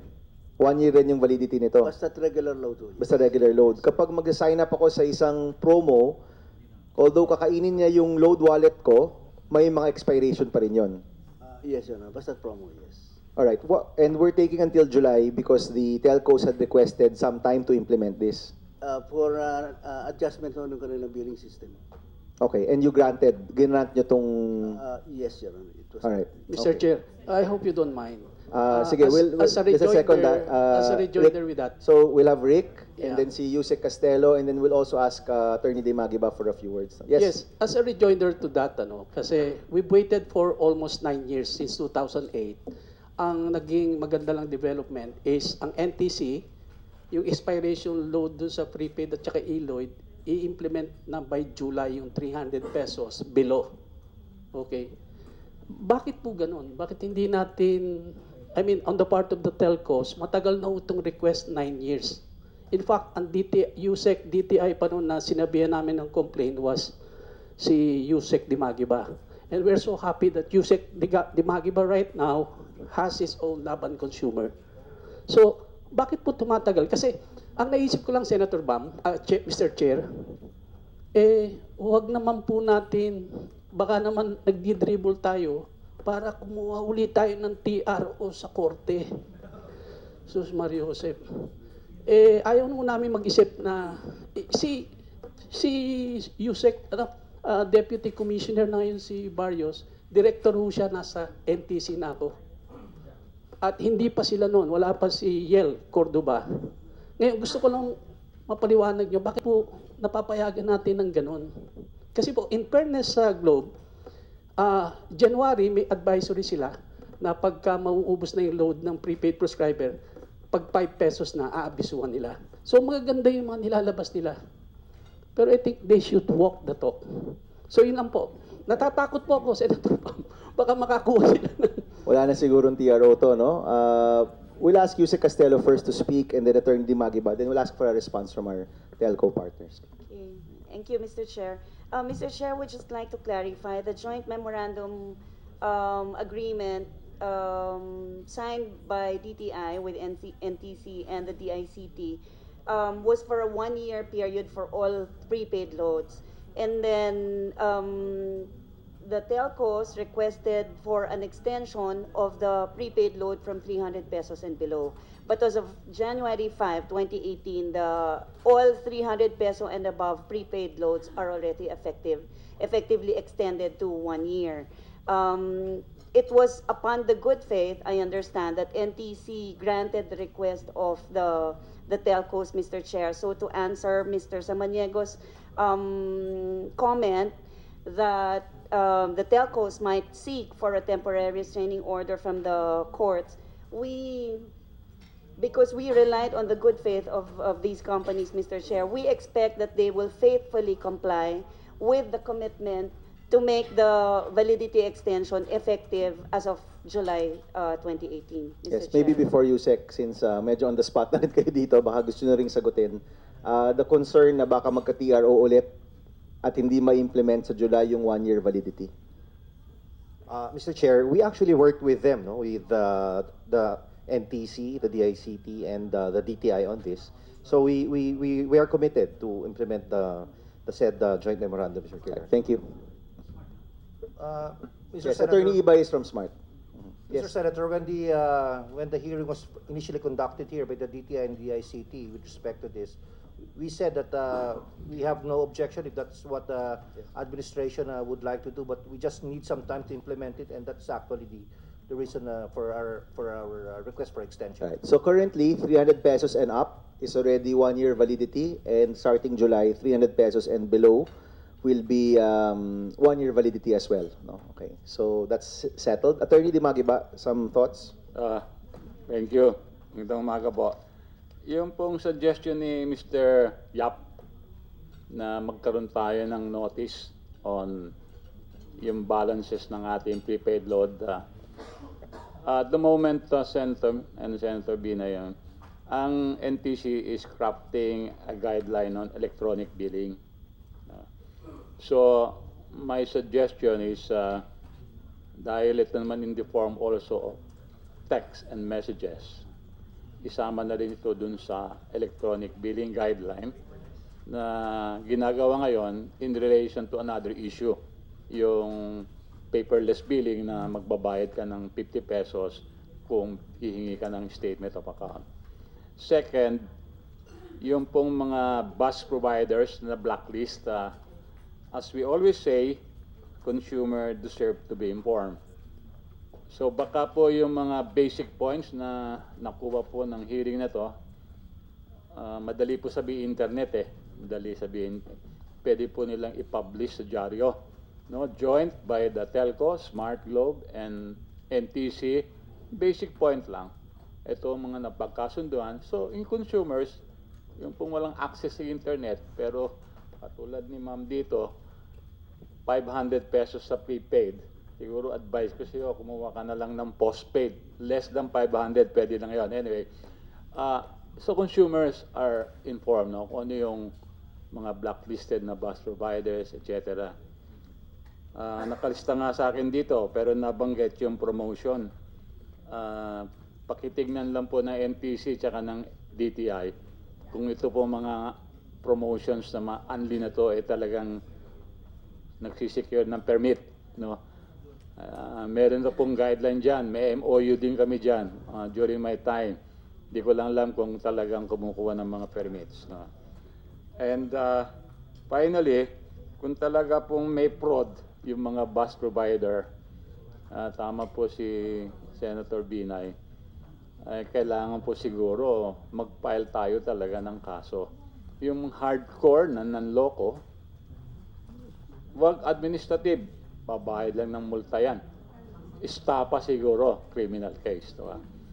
And lastly, hindi po maliwanag sa akin yung sagot kanina sa tanong Senator Binay, bakit nalalaman ng mga bus providers yung ating telephone number? Hindi ko po naintindihan kung anong sagot. Baka po kasi, and I mentioned this to Rick, I whispered to him, baka may violation tayo ng data privacy law. So, if there is any output po ng committee hearing nyo ngayon, siguro on our part, we'll push for that, no? Pag-aralan po natin maigi, may violation ba ng Data Privacy Act yung access ng bus providers sa cellphone number, prepaid o postpaid, na hindi tayo nag-consent. Yun lang po. Salamat po. Maraming salamat, Sir Siguro, Dimagiba. since nabanggit na nga ako, gusto ko lang malaman, ano ho bang penalty? NTC, we can only impose 200 pesos per day. So yung mga VAS providers na nag-violate, magbabayad lang sila ng 200 pesos? Yes po, pursuant to the Public Service Act. If you're using NTC, no? But in some cases, it might be anti-spamming. 200 pesos rin lang ho ba yung anti-spamming? There's only one law that allows us to... Per subscriber. That's fine. Wala hong nakalagay doon. Nakalagay lang violation of the terms is punishable by a fine of not more than 200 pesos per day. Okay. Ito yung concern ko kasi, no? Siguro, Mr. Chair, before Yes, you move, yes, go baka ahead. hindi mo ba pwede si Globe mismo ang magpa-file for breach of contract? Hindi ba mas malaki yung penalty nun? Actually, we're moving towards that direction, Madam Senator, just inform you. All right. Yes, Yusek. Mr. Chair, on the part of the DTI, any violation of the Consumer Act of the Philippines will entail an imposition of a 300,000 peso fine. But we still think that that is very small compared to the giants in the telecommunications business. And we understand also that the Consumer Act of the Philippines is currently undergoing revision, and we would welcome that. We can also do criminal charges against both the telco and the VAS provider, Mr. Chair, in order to protect the consumer on this issue. Tapos wala ko silang provision na they can no longer engage in business that pertains to, I guess, yung being a VAS provider. It might be NTC who will have the authority to do that, Madam Senator. Your Honor, we can suspend the registration of the bus provider. Do all VAS providers register with you? They are required to register po. Alright. Well, alam nyo, ang ibig ko sabihin no kasi ng VAS is value-added service. Ibig sabihin nun, may saysay yun sa'yo, no? Kasi gusto mo yun eh.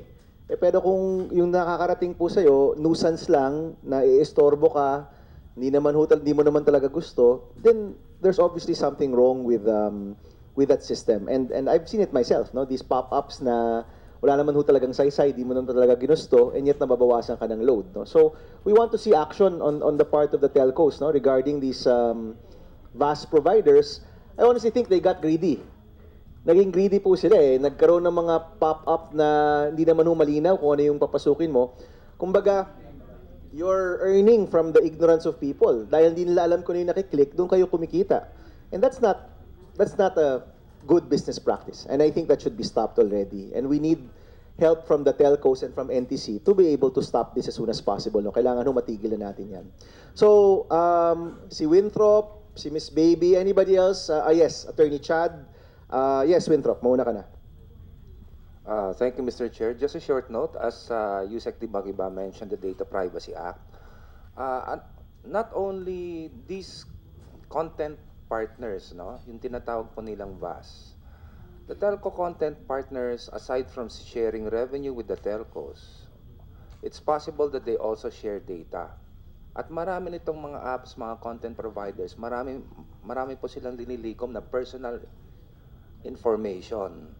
So it's something also that perhaps the National Privacy Commission should be asked to look into. We can invite the National Privacy Commission in our next hearing. Yes, Miss Baby. Dadagdagan ko lang po yung tanong namin, sir. Kasi po yung wifi, pag ginamit namin, halimbawa po yung bahay nyo malayo po. Mga 300 square meters papunta po dun sa highway. Siyempre po nababawasan kami ng load kasi po, halimbawa po, nag-subscribe kami ng for 7 days, sir. Hindi naman namin nagamit yung load namin. Diba, sir? Paano po maia-adjust yung wifi connection dun sa layo ng bahay namin? Kasi siyempre, may trabaho po kami na sir. Ang ibig ko nyo sabihin, yung mobile data, hindi ho umaabot sa bahay ho ninyo. Hindi po, yung pong wifi, yung signal po. Yung mobile data, umaabot po. Pero yung wifi po, hindi po. Yung pong signal. Kumbaga, gusto namin ng Facebook, ganon. Hindi po talaga nag-aanon. Well, ano ho yan? Depende po yan sa router po ninyo, no? Hindi po. Yung pong katulad po nung sa prepaid, pwede po namin gamitin yung Facebook, ganon. Pag yung po nandun kami sa bahay namin, ginagamit niyo yung wifi? O gagamitin po namin yung wifi. Hindi po namin magamit. Siyempre po, meron pong allowing days po yung hindi po namin nagagamit lahat-lahat yun. Kumbaga nagko-consume, hindi po namin nagko-consume. Miss Baby, are you talking about yung wifi na prepaid? Hindi po. Yung load po, yung sa load po. Halimbawa po, nag-load kayo ng 100 pesos, ay 95 pesos sa Globe po. meron po yung may free po yun na wifi. Kumbaga, pwede nyo pong gamitin ng Facebook. Yung data po, pwede nyo pong gamitin. Ngayon po, minsan hindi po namin nagagamit kasi po, hindi po nakakarating yung signal dun sa layo ng bahay. Anong yung wifi ho na binabanggit ho ninyo, galing saan po yung internet ng wifi na yan? Sa Globe po. Globe po. Kumbaga data, sa mobile data Okay, po. so hindi ho yan wifi. Yung wifi ho kasi yung router, no? Opo, opo. So, we're talking about yung mobile data. Opo. Tama ho, no? So, yung sinasabi ho ninyo, may mobile data kayo pero wala kayong signal sa bahay. Opo. So, nasasayang rin lang. Nasasayang po. Oo, I think, well, kahit kami, wala kaming signal sa bahay di ba? Tapos second, So, meron na naman pong bagong promo ang Globe. Yung loans po, mangungutang po kayo. Halimbawa, siyempre po, gabi na. Kulang po yung load nyo. Meron po sila ngayon loans. yes. Sir, umutang ako ng 5 pesos. Ganon. 4 na beses akong kinaltasan. Bawat load ko. Kaya ngayon, pag nagpa-load ako, sir, binibilisan ko. Nagpa-load po ako ngayon. Dala-dala ko na po yung cellphone. Saka ko i-load. Kasi po kinakaltasan ako ng kinakaltasan. So, umutang ka ng 5 pero binawas sa'yo 20. Oh, hindi lang po 20 kasi po 6 pesos po ang bawat Oo. 24 pesos po ang kinaltas sa akin. Ganon. Opo, totoo po yan, So- sir. Inireklamo ko po sa Globe sa market. Ang sabi nila, 1 beses lang daw. Pinatignan ko po yung cellphone ko. Ayan no, yung load na binawas sa akin, 4 na beses. Natago niyo po yung record? Opo, O sige, nasa mamaya pwede po. nating, we can take a look at your case. Yeah. Dala ho niyo yung cellphone niyo? Opo. Sige, mamaya ho, pwede ho natin. Hindi naman ho namin kukunin sa committee yan. Babalik rin naman namin kaagad.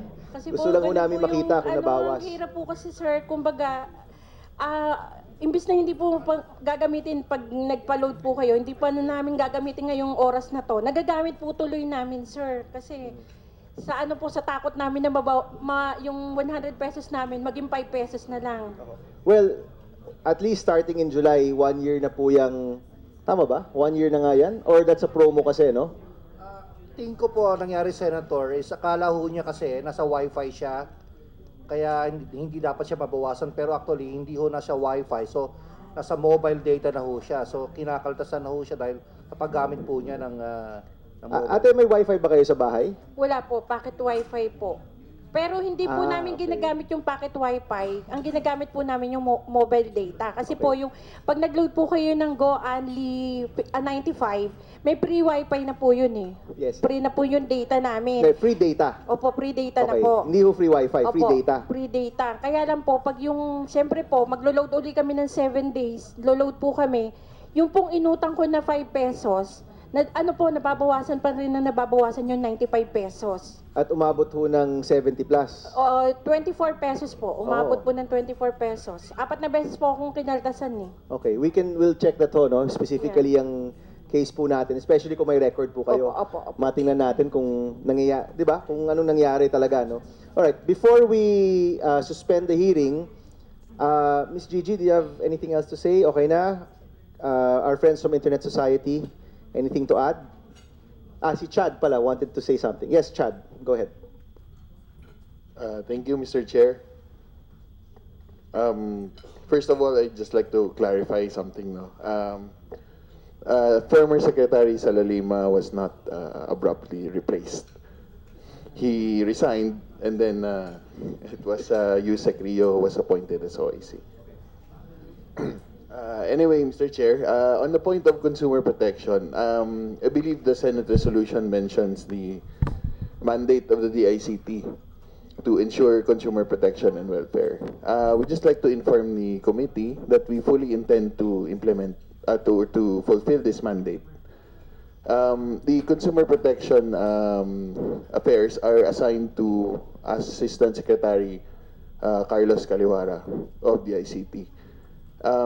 Sometime mid this year, Your Honor, mid 2018, there will be a conference for consumer protection. Now, the vision for consumer protection. What month is that? Mid 2018, Your Honor, around April or May, Your Honor. And the vision for consumer protection on the part of the ICT is not only in terms of security, privacy, and confidentiality, But we'd like to emphasize, Your Honor, the need for digital literacy on the part of our consumers. As you have mentioned a while ago, the reason why these unscrupulous VAS providers are able to victimize a lot of people is because they prey on the ignorance of the consumers. And we'd like to change that, Your Honor. Although there are sometimes, I think, na mapangling lang talaga sila. They really are Yes, Your fraudulent. So I think there is a case na kailangan talaga ng digital literacy, but there are other cases where they are purposely confusing, no? Talagang nangloloko na talaga sila. And Yes, Your pagdating sa mga kasong yan, I hope that our telcos and our government agencies will take a serious stance, no, regarding this. Yes, are you finished, Chad? On the last point, siguro, Your Honor, with regard to the issue of intentionally being deceptive, maybe we can refer the matter to the Cybercrime Council, Your Honor. So marami tayong nabanggit na ahensya, Cybercrime Council, and National Privacy Commission, NTC, DTI, DICT. Who is really on top of these complaints? Meron ba kayong working group that discusses kung sino yung magli-lead dito, or kanya-kanya talaga kayong trabaho dito? Yes, Yusek. DTI would take it upon ourselves to be responsible for the consumer complaints in order to protect them, Mr. Chair. Is there a current working group among the different agencies such that, you know, ang ating communication isa lang, ang ating mga initiatives magkakaparehas din? We currently work very closely with the ICT and the NTC, Mr. Chair. But we will include consumer protection in the next agenda of our... Maybe we can include the Privacy Commission, the Cybercrime of DOJ. Mahalaga ho siguro na nag-uusap tayo tsaka malinaw yung ating mga patakaran. No? We'll do that, Mr. Chair. Right. Thank you. Yes, Grace. Mr. Chair, while we do appreciate the recommendation to conduct digital literacy, we would like to also emphasize that we should not get into victim blaming, that it is actually the obligation of the service providers to completely and fully inform their subscribers of what they are getting themselves into, because how can you even act on something that you don't know? So I do support the recommendations earlier said about having a mechanism wherein every time load is decremented from your number, that there should be full information, yes, and notification. Thank you, sir. Thank you. Maybe as a, yes, Pierre. I just want to add to Ms. Mirandila's point earlier. The fact of the matter is, about a decade plus ago, that was the notification model for prepaid in this country. Nawala na lang for some reason. Baka some people complained, thought it was very cumbersome. What happened was, every time you ended a call, may text that you received, this is your current balance. Or every time that you, every so often, you'd receive a notification that you had X number of pesos and text left. This was years ago. And right now, ang nangyayari is that we get our bill, we get our balance when we request it. What used to be the case was it was being sent out to us before. We could probably go back to that, but adding to the point also of what Winthrop was saying earlier, transparency is key here. We consumers cannot complain if we do not know what's happening to us. So we are already perhaps opted in by default, we didn't know it, and then we're losing 2 pesos 50 centavos a day, and we didn't know it. It would be much better if every time, as Grace said, we get decremented, we get a notification. Is that the term? Decremented. Decremented, no? Yes. Binabawasan. Yes. Okay, so maybe just as a final word, no? We want to find solutions in this hearing.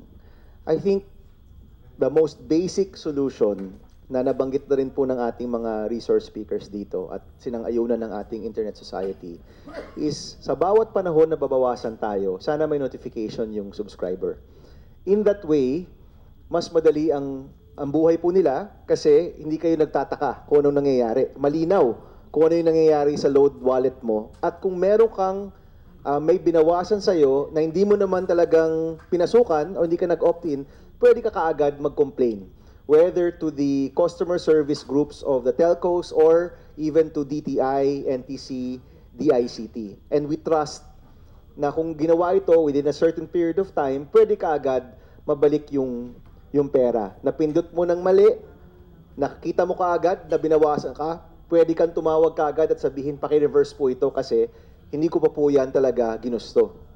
I think that's the most basic solution there is. Second, I think kailangan ho nating linisin yung ating mga VAS services. Globe has said they will do a system-wide opt-out. I commend them for doing that. Smart can take a look at that as well kung kinakailangan gawin yon. I would suggest that maybe by the next hearing, we can come together and present the solutions that we have for the table. No? Kumbaga, napag-usapan na natin to, may mga recommendations na, sabihin natin ano yung commitment natin para ma-resolve itong issue na to once and for all. Now, yung problema ng expiration, kailangan pa tayo maghintay ng ilang buwan. I think NTC agreed to postpone this till July. But I'm hoping that by that time na implemented na po yung 1-year expiry, marami po sa mga concerns natin mawawalan rin kasi yung masabi ho nating isang rason kung ba't nawawala yung load ay dahil sa expiration. Maganda ho siguro kung malaman rin ng subscriber, mag-expire na. I think some telcos are already doing that. No? So, mahalaga po itong mga hakbang pong ito. Ang isa ho sigurong hinahanap ko rin ay kailangan may pakita ho natin na kung may ginagawa kang unscrupulous o may ginagawa kang panglilin lang, dapat ho malagot ka. And if currently our telcos are doing a system-wide audit of their value-added services, mahalaga po na ma-blacklist yung mga kumpanya na gumagawa ng mga bagay-bagay na hindi katanggap-tanggap. And we've all seen this, no?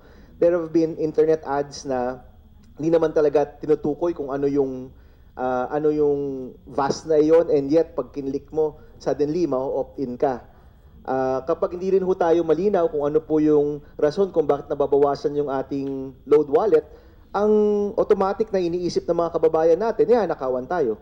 So, I think we need to all try to solve this problem together. No? At kung kinakailangan, we can come up with a law for this, but I would suggest that by next hearing, yung mga ahensya po natin, mag-usap-usap, yung telco sector, mag-usap-usap, and let's try to solve this problem once and for all. Nabanggit nga po ni Mr. Sabaniego, umabot na ng magte-10-year anniversary na ang problemang ito.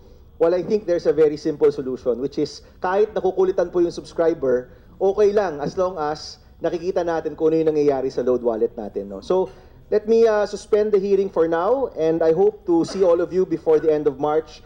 By that time, hopefully, Attorney Froilan, we can have an update no, kung ano po yung kinahinatnan ng ating system-wide opt-out, your audit also of your VAS, and hopefully, we will have that agreement that you can actually improve your notification mechanisms para malinaw na po na wala pong load na nawawala ng basta-basta. No? Yes? One last. Sige po. Okay. Since masosolve na natin yun sa prepaid expiry, kasi nag-postpaid na ako eh. I earned already these reward points. Inabisuan ho ko kahapon, pero mag-expire yung reward points ko na 220 itong katapusan ng March. Pwede ba i-extend din natin yon telcos? Kasi, totoo yun, no? Hindi ko na nababasa. Kasi kawawa naman, Senator Bam, yung mga hindi nakapunta ritong labandera. Kanina po, may gwardiya nung pumarada ko. Ay, prepaid. Sir, kinakainan ako. Sabi nung labandera ko, Kuya, nag-load po akong 20 pesos. Hindi naman ako nagre-request ng ringtone. Parang yung kay Senator Enrile in 2009. Pero kinainan ako, Kuya. And I think we can solve that. Kung bawat time nakakatasan ka, mayroong notification, mayroong approval, at malinaw talaga bawat hakbang. No? So hopefully we can come to an agreement even just on that. No? But thank you. We can probably tackle the reward. But ang reward, ibang usapan naman ho yan kasi gratis na po yan ng kumpanya. No? Lubos po kami nagpapasalamat, and we at the Philippine Coalition of Consumer Welfare is a catalyst for change. We are not finding fault here. What we need is to help, to collaborate, and find a workable solution. Okay. And just like what we did sa Uber and Grab, na-retain siya successfully. Sinabi nga ni James Dickey nung dinala namin, the Filipinos is worth driving for. And I may say, that the Filipino consumer is worth fighting for. Alright, thank you, Mr. Samaniego. Si Miss Baby, mamaya po lalapit tayo dun sa loans, no? Para ma-check ho natin kung tama po yung pagkaltas dun sa inyong 5 pesos na nakuha, no? So we suspend this hearing. We thank everyone for today and we'll see you again at the end of the month. Salamat po.